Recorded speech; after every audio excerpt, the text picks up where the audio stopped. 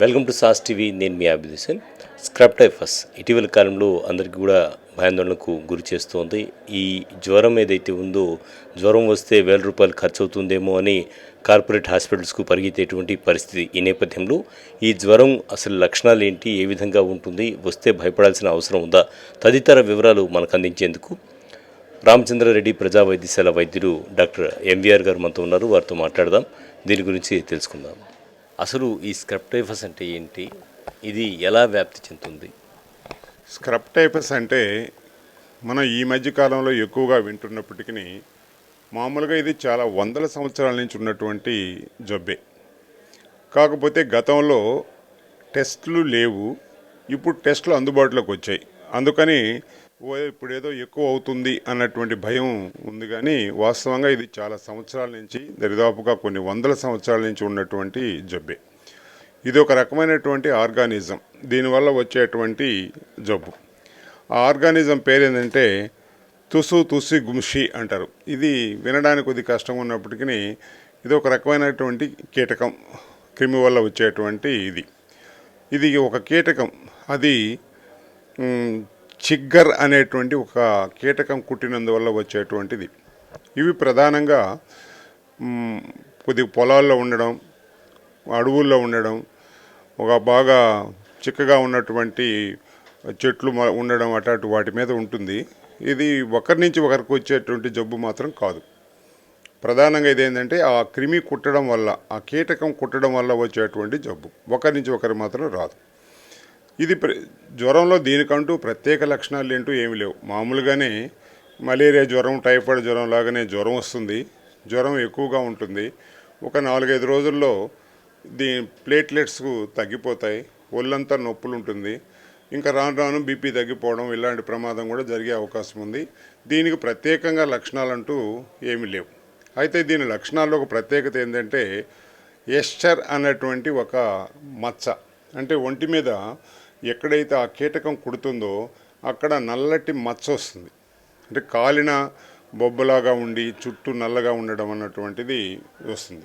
ఆ ఎస్చర్ కానీ గమనించామంటే ఖచ్చితంగా అది స్క్రబ్ టైఫస్ అనే.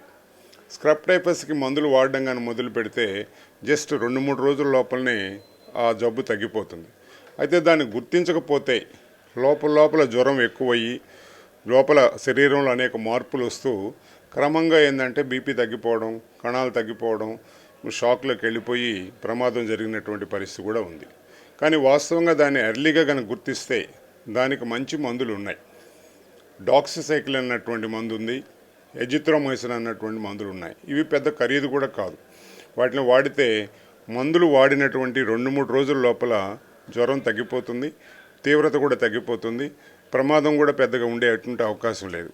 అయితే ఆ జ్వరాన్ని గుర్తించకుండా ఏదో మామూలు జ్వరంలే, వైరల్ జ్వరంలే అనుకుంటే మాత్రం ఇబ్బంది. కాబట్టి ఇప్పుడు ఆ జ్వరాలు విపరీతంగా గుర్తించబడుతున్నాయి. కాబట్టి ఎవరికైనా ఈ సీజన్లో జనరల్గా ఏంటంటే జూన్ నుంచి డిసెంబర్ దాకా ఉన్నటువంటి ఈ వర్షాకాలాలు, చలికాలాల్లో ఎక్కువగా ఇది వ్యాప్తి చెందే అవకాశం ఉంది. కాబట్టి ఈ టైంలో వచ్చినటువంటి జ్వరాలన్నింటినీ కూడా స్క్రబ్ టైఫస్ అనేటువంటి దృష్టితో పరీక్షలు నిర్వహించడం, దాన్ని వ్యాధి లక్షణాలను గుర్తించి దానికి కానీ వైద్యం మొదలు పెడితే 2-3 రోజుల లోపలనే తగ్గిపోతుంది. ఈ వ్యాధి గురించి అంత కంగారు పడాల్సినటువంటి అవసరం అయితే లేదు. ఈ మధ్యకాలంలో మరీ ఎక్కువ కంగారు ఎందుకు వచ్చిందంటే కేసులు నమోదు పెరుగుతుంది అన్నటువంటిది. యాక్చువల్గా అయితే మాత్రం ఇప్పుడు నమోదైనటువంటిది కాదు, గతం నుంచి నమోదవుతున్నాయి. గతంలో టెస్టులు లేవు కాబట్టి గుర్తింపు లేదు. ఇప్పుడు టెస్టులు అందుబాటులో ఉన్నాయి.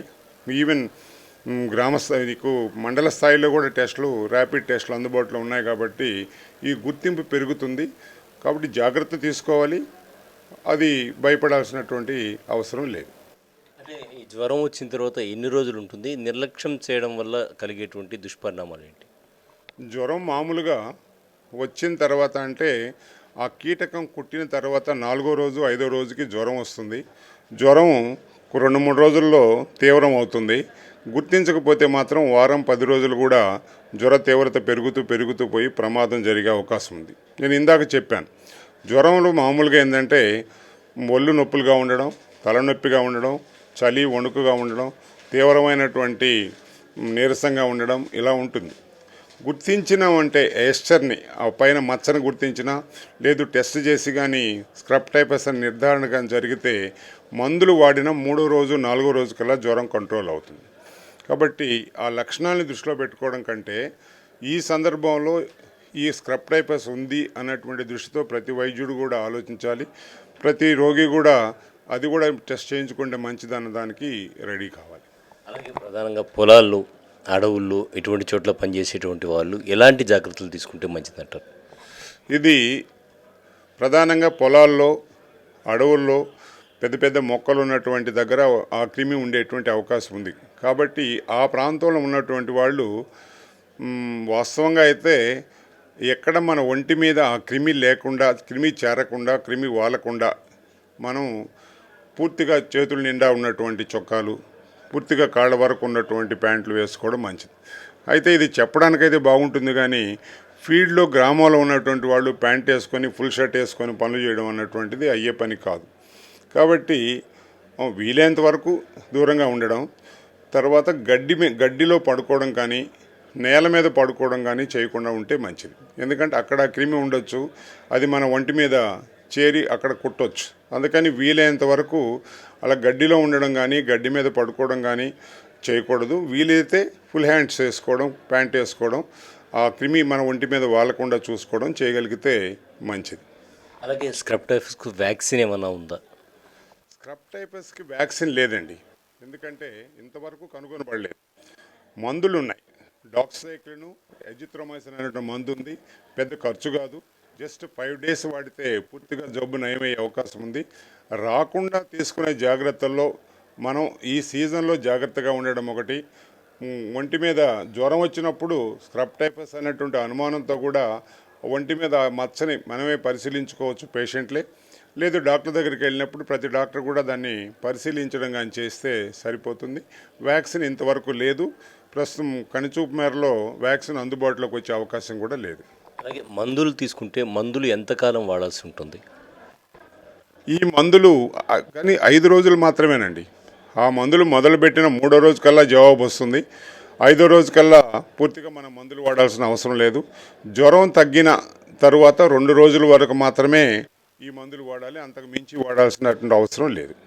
కరోనా తర్వాత అందరికి కూడా చిన్న వాటికి కూడా భయాందోళన అనేది నెలకొంది. కాబట్టి స్క్రబ్ టైఫస్కి భయాందోళన చెందాల్సిన అవసరం లేదు. చివరిగా మీరు ఏం చెప్తారు సార్? స్క్రబ్ టైఫస్ కేసులు నమోదు ఎక్కువ అవుతున్నాయని భయపడాల్సిన అవసరం లేదు. ప్రతి జ్వరాన్ని స్క్రబ్ టైఫస్ ఏమో అన్నటువంటి అనుమానంతో డాక్టర్ దగ్గరికి వెళ్ళి పరీక్షించుకోవడం మంచిది. దానికి సంబంధించి నిర్ధారణ అయిన తర్వాత కూడా ఓఎమ్మ అని కంగారు పడకుండా మందులు వాడుకుంటే 2-3 రోజుల్లోనే జవాబు వచ్చి 5 రోజుల కల్లా పూర్తిగా జబ్బు నయమయ్యే అవకాశం ఉంది. కాబట్టి ధైర్యంగా ఉండండి, తగిన జాగ్రత్తలు తీసుకోండి. అవసరమైనప్పుడు నిర్లక్ష్యం చేయకుండా వైద్యం కొనసాగించుకోవడం అన్నది చేస్తే స్క్రబ్ టైఫస్ గురించి కంగారు పడాల్సిన అవసరం లేదు. ధైర్యంగా ఉండండి. స్క్రబ్ టైఫస్కు మందు ఉంది, ఎలాంటి ఇబ్బంది లేదు. కేవలం ఒక 4-5 రోజులు మందులు వాడడం వల్ల దీన్ని పూర్తిగా నయమవుతుంది, తగ్గించుకోవచ్చు. సో దీని గురించి ఆందోళన చెందాల్సిన అవసరం లేదు అంటున్నారు డాక్టర్ ఎంవీఆర్ గారు. కెమెరామెన్ మహేష్తో హుసేన్, సాస్ టీవీ నెల్లూరు. 2 BHK ప్లాట్లు గృహ ప్రవేశానికి సిద్ధంగా ఉన్నవి. కేవలం 2 లక్షలు కట్టి మీ ప్లాట్ రిజిస్ట్రేషన్ చేసుకోండి. SBI అప్రూవల్ కలిగిన అపార్ట్మెంట్. మా ప్రత్యేకతలు మోడర్న్ ఎలివేషన్, విశాలమైన common area, 100% vastu, generator backup, solar fencing, bank loan సదుపాయం కలదు. బుకింగ్స్ కొరకు సంప్రదించండి. Srikala park towers, Annamayya circle, Hanuman junction ఎదురుగా, నెల్లూరు.